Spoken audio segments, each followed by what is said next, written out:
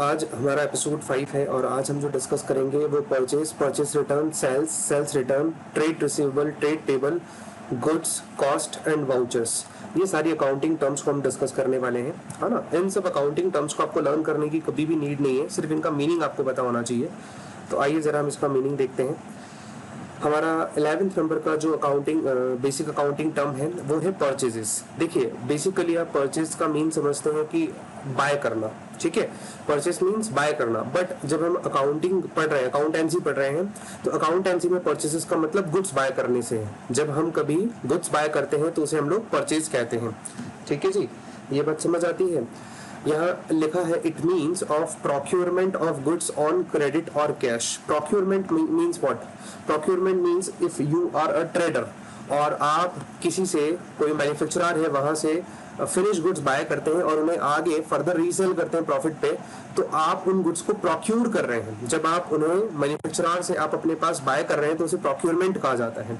तो जब कभी गुड्स को प्रोक्योर किया जाता है क्रेडिट पे या कैश पे, मतलब खरीदा जाता है रीसेल पर्पस से, तो उसे हम लोग परचेजेस कहते हैं। परचेजेस मतलब गुड्स बाय करना।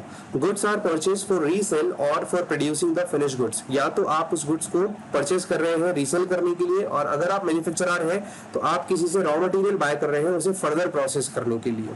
क्लियर है? ये बेटा परचेज एक टर्म होती है हमारी। नेक्स्ट है बेटा हमारा परचेज रिटर्न। देखिए, परचेज रिटर्न क्या होता है बेटा? परचेज रिटर्न मतलब जो गुड्स आपने बाय किया है, अगर वो बाय मिस्टेक रॉन्ग गुड्स आ गया आपके पास, या वो गुड्स आया जो आपने ऑर्डर नहीं किया, या कुछ गुड्स में डिफेक्ट आ गया, तो आप उसे सप्लायर को फिर से रिटर्न करते हैं, उसे हम लोग कहते हैं परचेज रिटर्न। क्लियर? तो यहाँ पे हमने लिखा है if the purchase goods are defective और डैमेज्ड और not as per our instruction, then the buyer may return the goods to the seller and this term is known as purchase return और return outward। purchase return को हम return outward भी कहते हैं। Clear? तो अगर goods आपने जो खरीदे हैं वो डिफेक्टिव, डैमेज है, या आपके इंस्ट्रक्शन के अकॉर्डिंग आपको रिसीव नहीं हुए हैं, तो बायर जो है वो गुड्स को सेलर को फिर से लौटा सकता है। और जो गुड्स खरीदे हुए गुड्स को लौटाने वाली जो बात आती है उसे हम लोग परचेस रिटर्न या रिटर्न आउटवर्ड कहते हैं। इस जरा वर्ड पे ध्यान देना, रिटर्न आउटवर्ड वर्ड पे। आउटवर्ड मीन्स हमारे पास से चला गया, इसीलिए उसे रिटर्न आउटवर्ड कहा है। अभी रिटर्न इनवर्ड भी आएगा, है ना। तो इसीलिए थोड़ा सा इसको समझना, यहाँ पे कंफ्यूजन होता है आउटवर्ड और इनवर्ड में, है ना। तो ये हमारा 12th टर्म कंप्लीट होता है। अब आता है बेटा सेल्स, जो कि हमारा 13 टर्म है सेल्स। देखिए सेल्स क्या होता है? If the goods are sold by the merchant on profit, this term is known as sale. यानी जो भी मर्चेंट है वो अगर गुड्स को सेल कर रहा है प्रॉफिट पे, तो उसे हम लोग सेल्स कहेंगे। गुड्स बेचने को सेल्स कहते हैं हमारे यहाँ पर। सेल्स मतलब पहले सिर्फ आपने पढ़ा होगा बेचना होता है, सेल करना होता है, बट जब अकाउंटेंसी पढ़ते हैं तो अकाउंटेंसी में सेल्स का मीनिंग होता है गुड सेल करना, ठीक है जी। नेक्स्ट टर्म है sales return. Sales return means what? Sales return मतलब जो गुड्स हमने सेल किए हैं, अगर वो बायर रिटर्न कर देता है, कोई भी रीजन हो सकता है, चाहे वो उसे गुड्स पसंद नहीं आया, या डिफेक्टिव गुड्स आ गया, या जो उसने ऑर्डर किया था वो उसे डिलीवर नहीं हुआ, तो वो गुड्स को रिटर्न करता है। तो जो गुड्स सेल किए हुए रिटर्न होते हैं उसे हम लोग सेल्स रिटर्न कहते हैं। तो यहाँ लिखा है हमने if the goods sold goods are return by the purchaser to the seller. अगर बायर ने या परचेजर ने जो बेचे हुए गुड्स हैं, खरीदे हुए गुड्स हैं, उस बायर ने तो खरीदे हैं और हमने बेचे हैं, तो जिस बायर ने हमसे गुड्स बाय किया है, अगर वो गुड्स हमें लौटा देता है तो इसे हम लोग कहते हैं सेल्स रिटर्न, ठीक है। सेल्स रिटर्न का एक और नाम है रिटर्न इनवर्ड भी कहते हैं। इनवर्ड मतलब जो गुड्स हमने पहले सेल किया था वो फिर से हमारे पास आ रहा है, इसीलिए इनवर्ड बोला जाता है, रिटर्न इनवर्ड, ठीक है। अभी मैंने आपको रिटर्न आउटवर्ड पढ़ाया था, इधर परचेस रिटर्न में लिखा था रिटर्न आउटवर्ड, और सेल्स रिटर्न में लिखा है रिटर्न इनवर्ड टर्म को, ठीक है। तो इसे हमें समझना है। नेक्स्ट आता है बेटा 15th अकाउंटिंग टर्म है हमारी ट्रेड रिसीवेबल। ट्रेड रिसीवेबल मतलब व्हाट? देखिए, ट्रेड रिसीवेबल में दो चीजें इंक्लूड होती है, एक डेटर्स, एक बिल्स रिसीवेबल। डेटर्स और बिल्स रिसीवेबल, ठीक है जी। तो बेटा डेटर्स आपको समझना है, डेटर्स किसे कहते हैं, हमने पढ़ा भी था। ये वो लोग, these are the persons who owe और payable to an enterprise an amount for buying goods and services on credit. वो लोग जो हमारी एंटरप्राइज से गुड्स बाय करते हैं या हमारी कोई सर्विसेज जो है वो अवेल करते हैं और जिन्होंने अभी तक उसका पेमेंट नहीं किया, तो उसे हम लोग कहते हैं डेटर। ठीक है, तो डेटर्स और बिल्स रिसीवेबल दोनों मिलाकर के ट्रेड रिसीवेबल होते हैं। ठीक है, दोनों का टोटल ट्रेड रिसीवेबल में आता है। डेटर तो आपको समझ आ गया, जिन पर्सन्स को हमने गुड्स बेचा और जिन्होंने अभी तक पैसे नहीं दिए उसे हम लोग डेटर कहते हैं अकाउंटिंग टर्म में। और बिल्स रिसीवेबल क्या होता है बेटा? बिल्स रिसीवेबल जब कोई डेटर एक्सेप्ट करता है तो जो अमाउंट है जो हमें रिसीव होना है इस स्पेसिफिक डेट पे, उसे हम लोग बिल्स रिसीवेबल कहते हैं। बिल्स रिसीवेबल को और अच्छे से समझते हैं, मैंने आपको जब पढ़ाया था असेट्स के एग्जांपल, जब मैं आपको पढ़ा रहा था करंट असेट के एग्जांपल, मैंने वहां पे आपको बिल्स रिसीवेबल को एक बॉक्स बनवा करके छुड़वाया था। मैंने आपको कहा था मैं थोड़ा सा आगे आपको इसको समझाऊंगा अच्छे से, तो आप जरा समझिए। ये एक आपके सामने स्लाइड है ट्रेड रिसीवेबल और ट्रेड पेबल को समझने के लिए। देखिए इसी स्लाइड से मैं ट्रेड रिसीवेबल समझाऊंगा, इसी साइड से मैं ट्रेड पेबल में समझाऊंगा। ये स्लाइड दोनों जगह पे यूज होगी। मतलब पहले मैं आपको बीआर और बीपी दोनों का कॉन्सेप्ट समझाता हूं। देखिए ए एक सेलर है, ए ने गुड्स जो है वो बी को 10,000 का गुड्स जो है वो क्रेडिट पे सेल किया है। ए कौन है? सेलर। किसको सेल किया? बी को। तो अब ए के अगर आप पॉइंट ऑफ व्यू से बात करें तो ए इज अ सेलर और ए के लिए बी है बायर।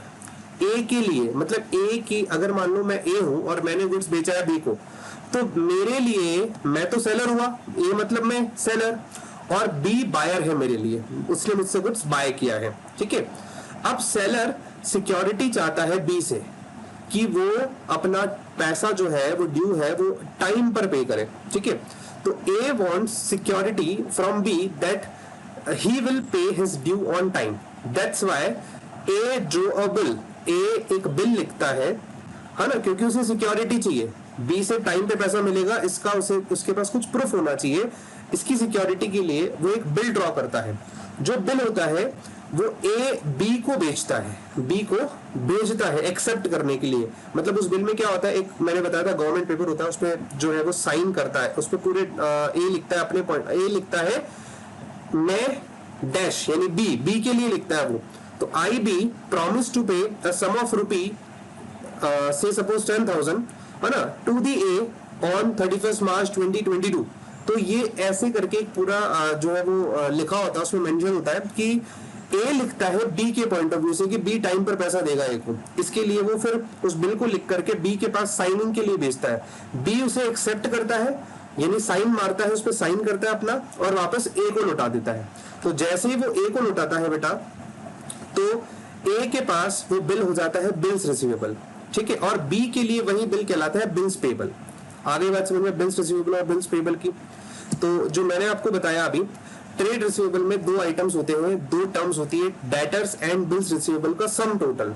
तो बिल्स रिसीवेबल जब कोई डेटर एक्सेप्ट करता है तो वो क्या बन जाता है? Bills receivable. ठीक है, तो ए के लिए अगर आप समझोगे तो बी एक डेटर था, क्योंकि बी ने हमसे क्रेडिट पे गुड्स बाय किया है तो बी डेटर था। तो बी ने जब वो बिल एक्सेप्ट किया ना हमसे, तो वो हमारे लिए बिल्स रिसीवेबल बन गया, ए के लिए बिल्स रिसीवेबल बन गया। क्लियर? आइए जरा नेक्स्ट अकाउंटिंग टर्म पे आते हैं, ट्रेड पेबल।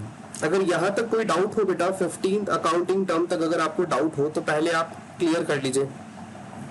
किसी भी बच्चे को कोई डाउट नहीं है? चले आगे। चलिए ट्रेड पेबल को समझते हैं बेटा। ट्रेड पेबल में दो आइटम्स इंक्लूड होते हैं, एक क्रेडिटर्स और बिल्स पेबल। जैसे ट्रेड रिसीवेबल में आपने पढ़ा डेटर्स और बिल्स रिसीवेबल होता है, वैसे ही ट्रेड पेबल में क्रेडिटर्स और बिल्स पेबल इन दोनों का सम टोटल होता है। तो देखिए क्रेडिटर्स कौन लोग होते हैं? Creditors, these are the persons who have to be paid by an enterprise an amount for providing the enterprise's goods and services on credit. ये वो लोग हैं जिन्होंने एंटरप्राइज को यानी हमारे बिजनेस को क्रेडिट पे गुड्स बेचा है ना। इन्होंने बेचा मतलब हमने बाय किया इनसे। तो अगर हमने इनसे बाय किया तो ये हमारे क्रेडिटर्स हैं। क्रेडिटर्स हम लोग पहले भी पढ़ करके आए हैं। क्रेडिटर्स जिन लोगों से हमने क्रेडिट पे गुड्स बाय किया उसे हम लोग क्रेडिटर कहते हैं। बिल्स पेबल क्या है? अब अगर कोई क्रेडिटर बिल्स पेबल पर साइन करेगा तो वो बिल्स पेबल कहलाएगा। क्रेडिटर अगर किसी बिल पे साइन करेगा तो बिल्स पेबल कहलाएगा। सेम एग्जांपल आप देखिए जो मैंने आपको भी पढ़ाया था, ए और बी के पॉइंट ऑफ व्यू से हम बात कर रहे थे। पहले ए के पॉइंट ऑफ व्यू से बात किया तो बिल्स रिसीवेबल, अब बी के पॉइंट ऑफ व्यू से अगर हम बात करें तो वो कहलाएगा बिल्स पेबल। ये बात समझ आती है? बिल्स पेबल कहलाएगा किसके पॉइंट ऑफ व्यू से? बी के पॉइंट ऑफ व्यू से। क्लियर? तो बी एक बायर है, बी ने ए से गुड्स बाय किया है। जब ए को सिक्योरिटी चाहिए थी तो ए ने एक बिल ड्रॉ किया और उसे बी के पास भेजा साइन करने के लिए। तो जैसे ही बी ने वो बिल साइन किया, अब बी कौन है? बी ने ए से गुड्स बाय किया है, तो बी के पॉइंट ऑफ व्यू से ए बी का क्रेडिटर है। समझना ध्यान से, बी ने गुड्स बाय किया है तो बी के लिए ए क्रेडिटर है। तो क्रेडिटर से जब बी ने बिल एक्सेप्ट किया तो वो बी के लिए बिल्स पेबल बन गया। यही मैंने यहाँ पे लिखा है, देखिए, bills payable is signed by the creditor and amount of which will be payable on the specified date. जब कभी कोई बिल्स पेबल क्रेडिटर साइन करता है तो उसका जो अमाउंट है वो एक स्पेसिफिक डेट पे पे करना होता है, उसे हम लोग बिल्स पेबल कहते हैं। ठीक है जी, तो यहां तक अगर किसी बच्चे को डाउट हो तो बता दो भाई। सब इजी अकाउंटिंग टर्म्स है बेटा आज हमारे पास। नेक्स्ट आता है गुड्स। देखिए गुड्स क्या होता है बेटा? गुड्स वो चीजें होती है जिसमें बिजनेसमैन डील करता है। जैसे मेरे लिए कोई गुड्स नहीं, because I am a service provider, but से सपोज मैं आपको फुटवेयर वाला एग्जांपल देता हूँ कि मान लीजिए मेरी फुटवेयर की शॉप है, तो वहां पे जितना भी फुटवेयर पड़ा है वो सारा का सारा मेरे लिए गुड्स है, क्योंकि मैं उनको बेच करके प्रॉफिट अर्न करता हूँ, वही मेरा मेन बिजनेस है। ठीक है, next, it is physical item of trade. Goods जो होता है एक फिजिकल आइटम होता है ट्रेड करने के लिए, जैसे हम खरीद और बेच सकते हैं। It is a term that applies to all the items making up the sales और purchase of a business. Goods एक ऐसी टर्म है जो आप गुड्स मतलब आप जब सेल करते हो तब भी यूज आते हैं और जब बाय करते हो तब भी गुड्स आप यूज करते हो। गुड्स टर्म यूज करते हैं, गुड्स बाय करना, गुड्स सेल करना भी अपन ने पढ़ा था ना। यहाँ पे गुड्स का मतलब माल होता है, माल यानी जो चीजों में हम डील करते हैं वो। ठीक है जी, आइए जी, नेक्स्ट इज कॉस्ट। तो कॉस्ट आपके लिए, आपको सबको पता है कि जो पैसे हमने खर्च किए किसी स्पेसिफिक आर्टिकल को बाय करने के लिए, वो हमारे लिए हमारी कॉस्ट है। ठीक है, जैसे मैंने मेरी शॉप पे लाइक फुटवेयर जो है वो खरीदा है, या मान लीजिए एसी बाय किया है, तो एसी 30,000 में बाय किया तो वो एसी की कॉस्ट है। तो it is the amount of expenditure incurred on और attributable to a specified article और प्रोडक्ट और एक्टिविटी। कोई भी आर्टिकल, कोई भी प्रोडक्ट या कोई भी एक्टिविटी के ऊपर जो भी मैंने पैसे खर्च किए हैं वो उसकी कॉस्ट कहलाएगी। क्लियर, समझ आता है? Okay, next is voucher. Voucher means what बेटा? वाउचर मतलब किसी भी ट्रांजैक्शन का एविडेंस। देखिए जितने भी ट्रांजैक्शंस, जितने भी लेन देन हमारे बिजनेस में होते हैं उनके हमारे पास बिल आते हैं। बिल को हम लोग अकाउंटेंसी में वाउचर कहते हैं। ठीक है, कई तरीके के वाउचर्स होते हैं, कैश मेमो होता है, इनवॉइस और बिल होते हैं, रिसिप्ट्स होती है। ये सारे के सारे वाउचर्स चैप्टर नंबर 7 में डिटेल में डिस्कस करेंगे। ठीक है, फिलहाल के लिए आप समझ लीजिए कोई भी ट्रांजेक्शन जो हम लोग एंटर कर रहे हैं, जिसको हम लोग हमारे पास रिकॉर्ड करेंगे, उसका हमारे पास कोई ना कोई प्रूफ होना चाहिए, एविडेंस होना चाहिए, उसे हम लोग वाउचर कहते हैं। ठीक है जी,